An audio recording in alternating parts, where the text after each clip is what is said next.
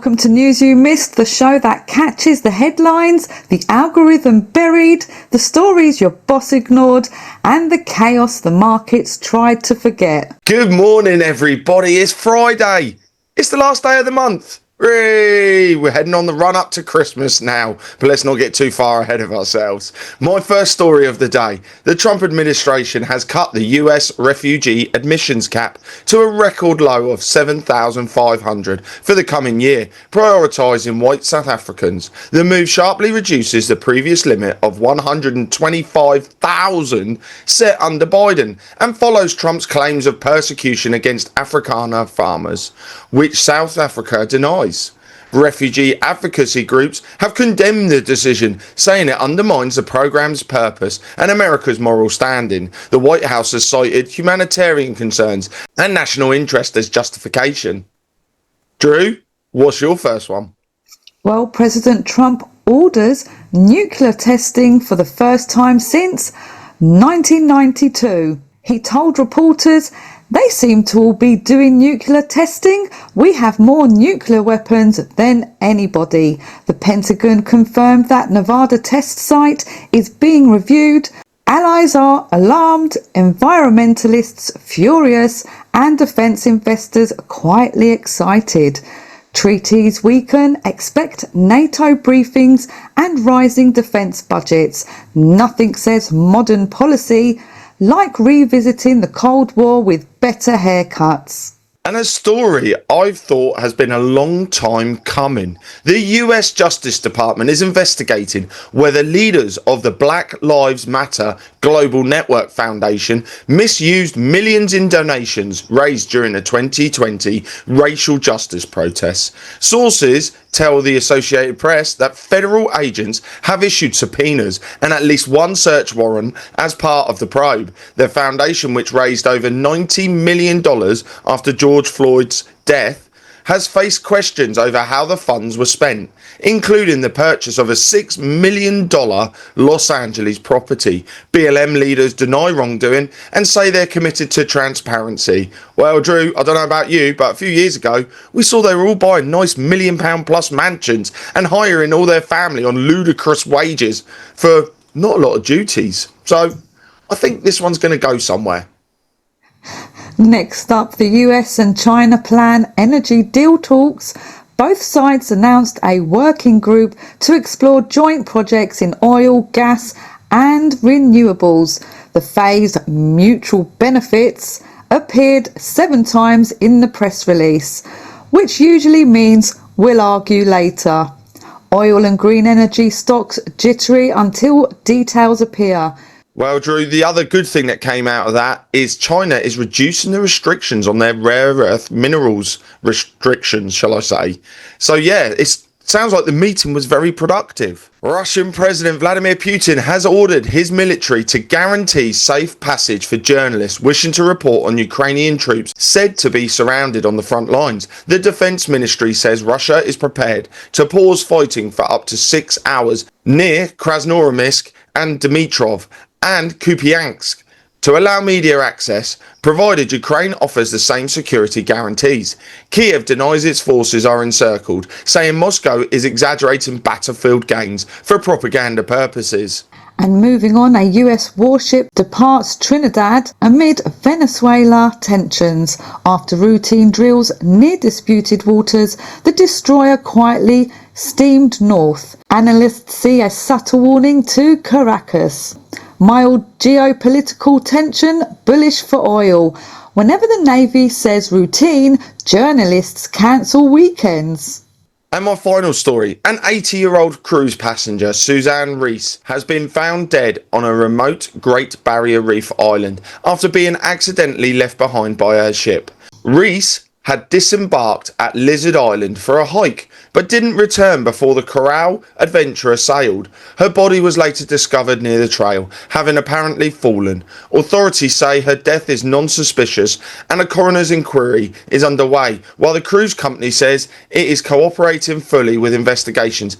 I mean, come on, Drew, I get it. We see the videos of cruise passengers getting left at the dock in built-up cities where they can at least talk to somebody. But a cruise just bailing on a passenger on a remote island.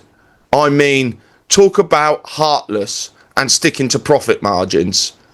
Wrong. Just wrong.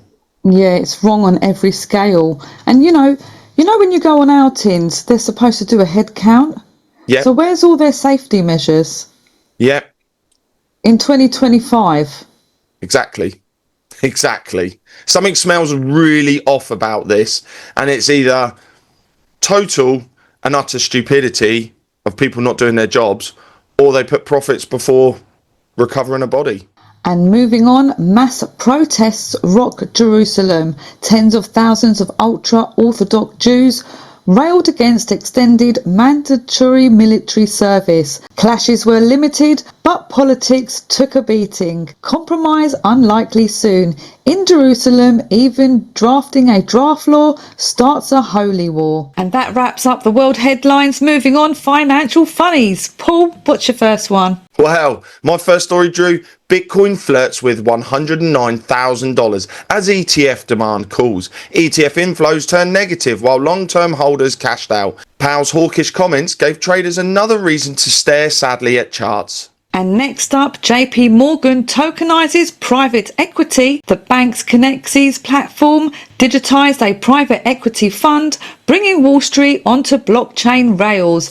Jamie Dimon now calls tokens essential, a big pivot from his pet rock era. Traditional finance embraces on-chain settlement.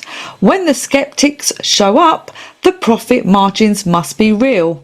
My next story. News reports have revealed secret details of Israel's $1.2 billion cloud deal with Google and Amazon, known as Project Nimbus.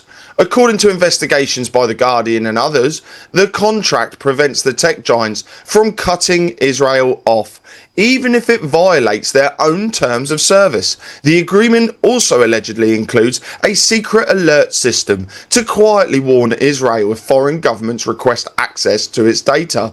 Both companies have faced growing backlash from employees over their ties to the Israeli government. Ooh, that sounds a bit sus. It sounds very cloak and dagger, doesn't it, Drew? And the fact that they've managed to get Google and Amazon to violate its own rules. Strange that, isn't it? I smell something fishy. Yeah. And next up, Indonesia's central bank launches a bond-backed stablecoin. The new token will tie to the digital rupee, CBDC, and be backed by sovereign bonds. Officials promise faster, safer payments and plenty of regulation. The outlook: Southeast Asia becomes the proving ground for state-issued digital money. Nothing says "trust me" like a cryptocurrency that files paperwork. Meta borrows $25 billion from the future. The bond sale funds AI and metaverse projects. Zuckerberg promises flexibility. Critics hear expensive hobbies. AI investment surges. Debt piles higher. Even virtual worlds have rent due. And Coinbase cashes in. Q3 revenue $1.86 billion, profit $432 million, and an extra 2,772 Bitcoin on the balance sheet. CEO Brian Armstrong calls it conviction. Investors call it hedging our nerves. Healthy exchange activity, regulatory clouds linger. Coinbase wins whether you're euphoric or crying. It's Vegas in a hoodie. Now, I've got a weird story, which I'm not too sure about. In a surprising twist, Ukraine has cleared the first 20 tons of steel from, guess where? Chernobyl, for reuse. Don't worry, it's been thoroughly decontaminated and scanned with gamma spectrometers, which basically means it won't glow in the dark. We hope. The steel comes from dismantled plant equipment and will help cut radioactive waste, save money and even boost the economy. So next time you see some steel in a building, just remember, part of it might have survived one of history's most infamous nuclear disasters. Chernobyl certified and slightly spookier than your average steel beam. Drew, this is screaming dodgy. I mean, you're taking... Go on. Ukraine, Zelensky thought of this idea. He sat there and went, right guys, where can I get some more money? And then they went, well, it's a bit of a gamble, but you could go to Chernobyl, but it's a bit radioactive. All right, we'll give it a bit of a clean and see how we go. Honestly, Drew, and I'm sorry, but if you want money, you're going to send that steel out, and will it really be decontaminated? You're not going to care, because once it leaves your shores, it's not your problem. Exactly. Strange one, that. And finally, Apple's $102 billion quarter, strong iPhone and services sales carried the company despite soft Mac demand. Steady growth, cautious optimism. Apple could sell oxygen in a sleek box and with Q overnight. We're now moving over to Hackers Corner, where we try to keep you safe, educate you, and also just work out what the hell is going on in your computer when that mouse starts moving on its own. Drew, what's your first story? First up, Proton targets cybercrime with a dark web tracker. The privacy company launched a service that alerts users when stolen data has black market sites. It scans leak forums in real time. Basically, a siren for your identity. Corporate demand soaring as breaches multiply. Finally, a notification you'll actually open your passwords for sale. And actually, Paul, I recommend Proton. And if you guys want to keep yourself safe, the link's in the description below. Now, this next story in Hackers Corner is close to my heart because with the way the world's economy is at the moment, this one will get people when they are at their absolute lowest. Google blocks 10 billion scams a month. Despite that, criminals move to social apps, sending fake job offers backed by AI-generated friends. And you need to be careful of this because there's a lot of people out there, I know quite a few, who are looking for jobs right now. And they will become desperate and they will become susceptible to these scams. And this involves anything from money laundering to you scamming other people. So please be careful, everyone out there. Make sure that job advert is genuine. And moving on to Robots Corner, where South Korea's Unisty builds an artificial muscle 4,000 times stronger than itself. The 1.2 gram sample lifts 5 kilograms using magnetic microparticles that switch from soft to rigid. It stretches 86% and delivers 30 times the energy density of human tissue. Breakthrough for prosthetics and humanoid agility. When your robot can outbench you, the fitness industry's next. Well, my first story from the robots that help you, kill you, or just quite frankly sit in a corner and do nothing. 1X launches Neo, your $499 a month house robot. The two-legged helper opens doors, fetches items, and follows voice or gesture commands. Buy it for $20,000 or rent it for $499 a month. Humans can teleoperate it when confused. This is the first real consumer humanoid to ship in 2026. But finally, a roommate who folds laundry and only spies for training. That's it, isn't it, Drew? These robots you're going to let into your house and they are going to be collecting all sorts of data. Can we trust them? Oh, well, they're not affordable yet, so... No, they're not. And my last story, Cruise founder Kyle Vogel's mysterious $4 billion bot company. Fresh off his cruise exit, Vogel is raising $250 million for a household robot no one's seen. Co-founders include Tesla's ex-AI lead, Parul Kane, and cruise engineer Luke Hulubeck. Investor cash is still flooding robotics before prototypes even exist. Selling invisible robots for billions. Silicon Valley speedruns imagination.